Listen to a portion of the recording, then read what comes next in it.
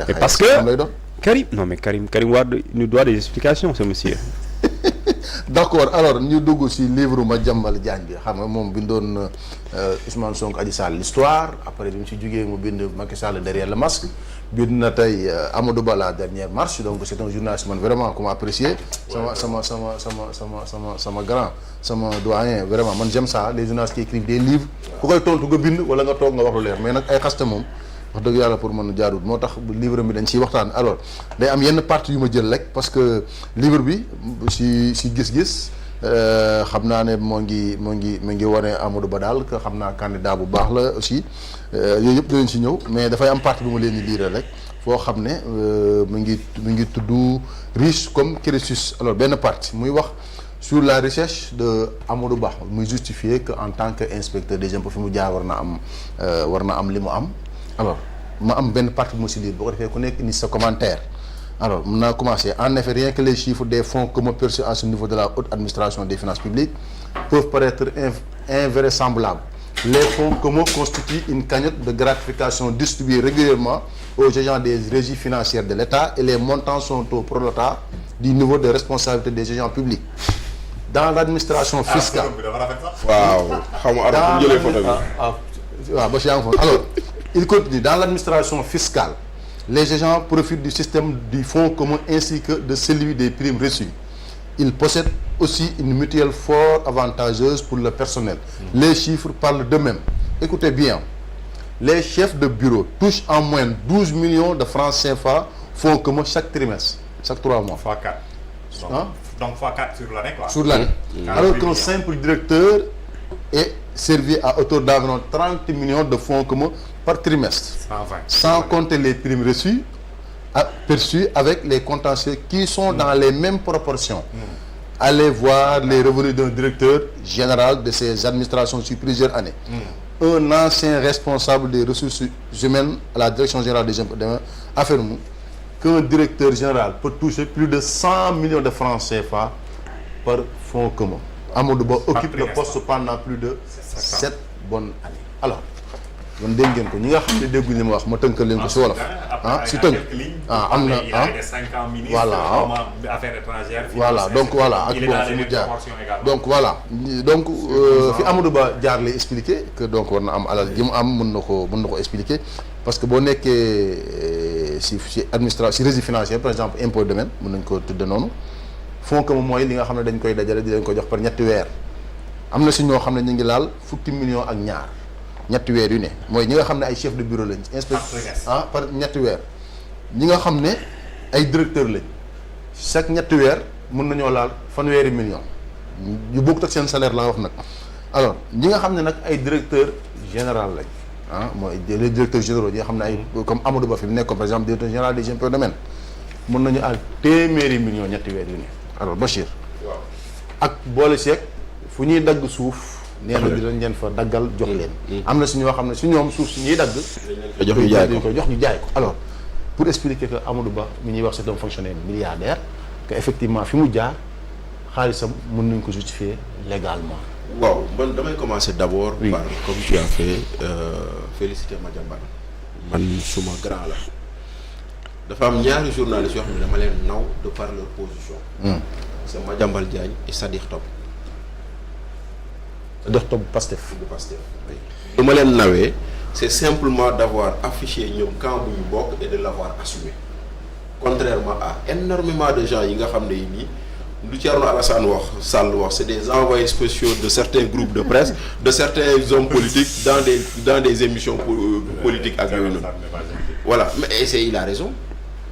il a raison on a vu ici des gens qui se disent chroniqueurs ñu dem taxaw takk bracelet Pastef te loolu ça ne dérange personne alors que ça devrait déranger parce que quand même yaa ngi wane benn parti pris boo xam ne waroo ko wane maintenant bu loolu jàllee lan mooy fonds commun loolu mooy la première question à poser fonds commun fan la jóge pour commencer fonds commun jógewul ci budget xam nga fonds commun ci lan la jóge sur les redressements fiscaux faits maanaam Bachir Fofana dafa war a fay impôt la mu déclarer ci impôt c'est inférieur à ce qu'il doit déclarer ñu defal ko redressement wala pal yi dafa waroon déclarer impôt déclarer wul impôt ñu defal ko redressement foofu la xaalis bi di jóge maintenant le redressement dafa am partie boo xam ne c'est la partie imposable et la partie pénalité dañ la naan boo waroon fay 100 millions impôt fayoo ko la pénalité équivaut à la moitié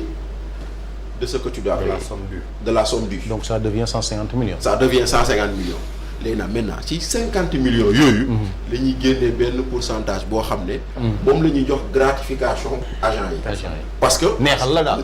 parce que c'était pas prévu motivation. merci c'est une motivation parce que c'était pas prévu dans le budget lii loo xam ne recette bu ñëw la boo xam ne kenn laal ko donc foofu la mbir mi jóge moo tax chaque fois je dis aux gens bu ngeen bëggee nit ñi bañ a laal fonds commun fay leen seen impôt si tout le monde paie ses impôts y a pas de fonds commun parce que sénégalais yi bañ a fay impôt mooy indi ñoom ñu dem def seen redressement fiscal ñu am cagnotte boobu. donc faut que ma si leeral du alal ju dajale ba pare. di ko séddale si déedéet. di jox inspecteur yi. non du budget. ok d'accord. alal loolu la leer waaw c'est une prime accordée aux agents pour nit ñuy seetaan voilà voilà. merci beaucoup. Merci c'est une prime accordée aux agents pour avoir débusqué les fraudeurs. mooy li ñuy jox douane yi par exemple. même chose. waaw c'est les régies. même chose les régies financières waaw. même chose de façon générale. donc ci loolu la ñuy indi loolu noonu muy fonds commun boobu noonu. leer maintenant. oui. da ngeen di wax fonds commun yéen. da ngeen fàtte ne y a d'autres primes dans les régies financières. man j'ai été au ministère du plan. amoon na indemnité bu ñuy wax heure plan. am na indemnité bu ñuy wax heure budget. yaa ngi dégg. am na indemnité bu ñuy wax prime d'incitation au recouvrement. loolu yëpp c'est-à-dire que. chaque mois pratiquement. l'agent qui est dans les régies financières. am na salaire am. oui mais am na prime buy dugg. ce qui fait que les seuls agents de l'administration qui peuvent vous construire une maison. sans faire de prêt à la banque. c'est les agents des régies financières. ñu si des ñëpp dañuy dem gager seen mooy ñu salaire. nekk douane inspecteur des impôts domaine trésor. Merci beaucoup. donc loolu mooy le cas maintenant venons-en au fait am na fii Tahibou Ndiaye. man directeur du cadastre. j'aime toujours donner son exemple. dañ ko fi toppee alal ju lewul bu mu am. mu dem nu mu tuddati CREI ñu koy atte. mu ne moom j'ai été 12 ans directeur du cadastre. gars yi ne ko am ngay milliards mu ne leen man en tant que directeur du cadastre mu wax ko publiquement ñëpp di dégg. j'avais des fonds communs qui tournaient entre 25 et 40 millions xam nga 25 et 40 millions par trimestre. maintenant kon nag yaa xëy ci Moulana kii nga xam ne moo la jiite woon nekkoon sa directeur général. nekk directeur des domaines ñaata. nekk directeur des domaines. ñaari at nekk directeur général des impôts 7 ans. 7 ans. nekk ministre des finances. 5 ans xam nga 6 ans. nekk kon nag kooku nag bu amul xaalis dañ ko war a laaj yow foo nekkoon wala xanaa tu es fou man mon problème c'est pas que Amadou Ba ne soit kii ñàkk bañ am xaalis xam nga mooy mon problème. pourquoi il refuse de l'assumer. pourquoi mu koy bañ a assumer da koy assumer. loolu la war a def te def ko. mais je ne parle pas de revenus illégaux loolu moom xaw ma ko mais les revenus légaux yi ñu la wax nii c'est normal man gis naa un directeur général dans une institution publique qui demande à retourner aux impôts. ah oui. parce que lui en tant que directeur ba muy nekk impôt nga xam ne il avait rang de directeur fii léegi il est directeur général. daf ma ne booy sur l'année j'avais au moins 100 millions de prime te mënu ma ko am fii ma nekk nii titre bi rek a fi nekk man gis naa ku ñu bëgg a fal ministre mu ne bëggul parce que il préfère rester aux impôts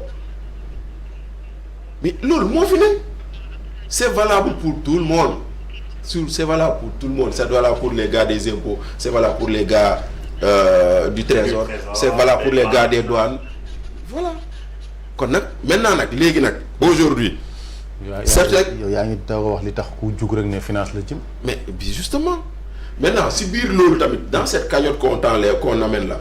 la cagnotte est répartie en 2 parties. oui benn partie bi c'est pour les agents issus de l'école ENA beneen partie pour le reste. oui il y a un arrêté ministériel qui donne 63% des primes aux sortants de l'ENA et 37% pour le reste. alors inspecteur et contrôleur. parce que am na yàlla mooy agent du cycle B de l'ENA mooy contrôleur waaw ñoom ñooy contrôleur te loolu noonu c'est un arrêté bi nga xam ne syndicat des inspecteurs et des domaines ñoo ko kaasoon te ka doon jiite moo doon Ousmane Sonko loolu mooy bokk statut bi bokkul fu ngeen génne quoi. waaw léegi ce qui fait que di nga gis koo xam ne contrôleur des impôts la. équivalent bac+2. en termes de prime.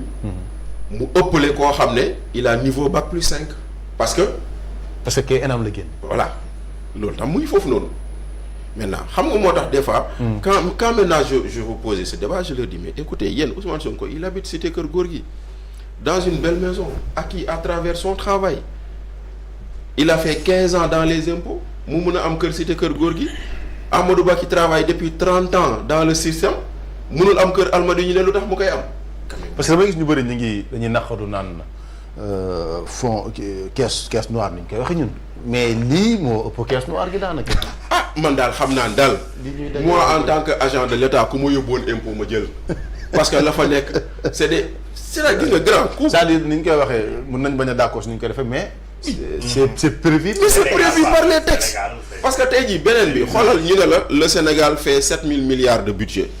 Sur les 7000 milliards de budget. 2000 ont été récoltés. Les 2000 à 2500 ont été récoltés par les agents des impôts.